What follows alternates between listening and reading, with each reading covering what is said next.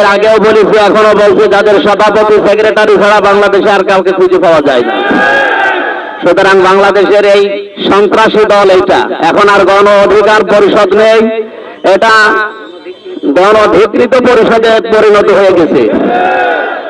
আমি আপনাদের ভোটে নির্বাচিত রানী একজন জনপ্রতিনিধি, আমার সামনে পুলিশের গাড়ি, পেছনে পুলিশের গাড়ি, এরপরও যদি তারা আমার গাড়িতে হামলা করার, আমাকে মেরে ফেলার উদ্দেশ্যে হামলা করার সাহস পায়, আমি বলবো এদেরকে সন্ত্রাসী বলতে আর কোনো বাধা নেই।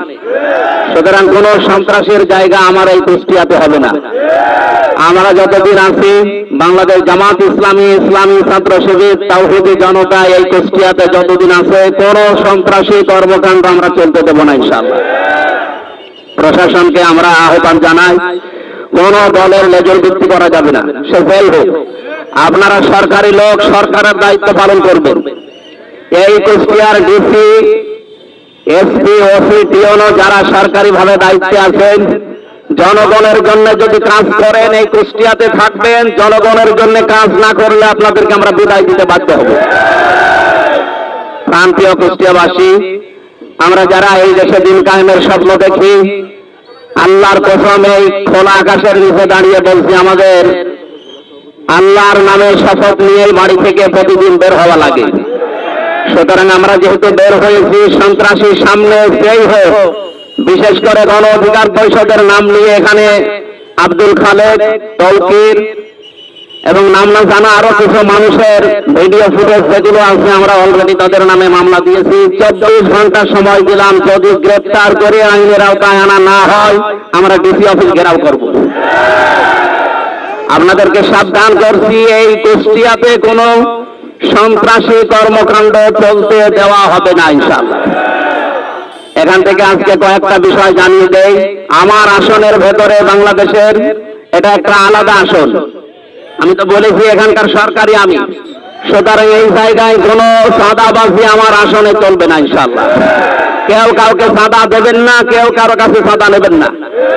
যদি কেউ চাইতে আসে বলবেন এমপি সাহেবের কাছে দেওয়া আছে, ওখান থেকে ভাগ নিয়ে আসেন।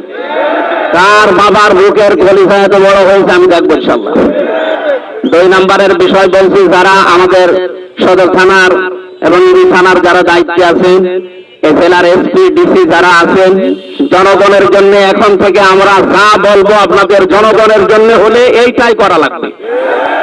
বিপরীত যদি কোনো কিছু আমি দেখি বা আমরা দেখি, আপনাদেরকে কিন্তু এই জেলা আমরা আর থাকতে দেবো না। কারণ এই জেলা আমাদের জেলা, আমাদের প্রাণপ্রিয় জেলা। এই জেলাকে আমরা যেভাবে সুন্দর এবং স্বচ্ছভাবে গড়তে চাই, আপনাদের সাহায্য নিয়ে আমরা আশা করব আপনারা সাহায্য করবেন।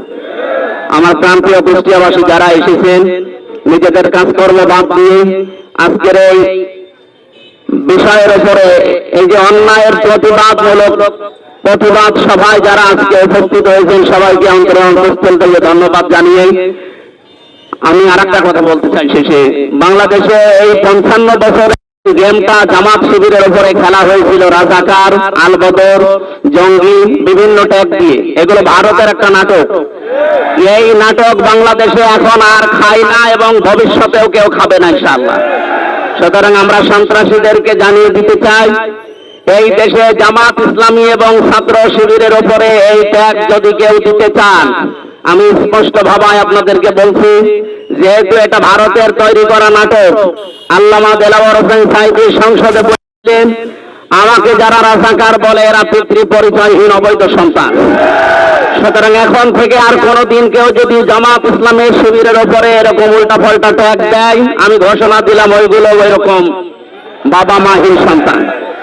আল্লাহ আমাদেরকে ন্যায়ের পক্ষে থাকার তৌফিক দিন, আমিন।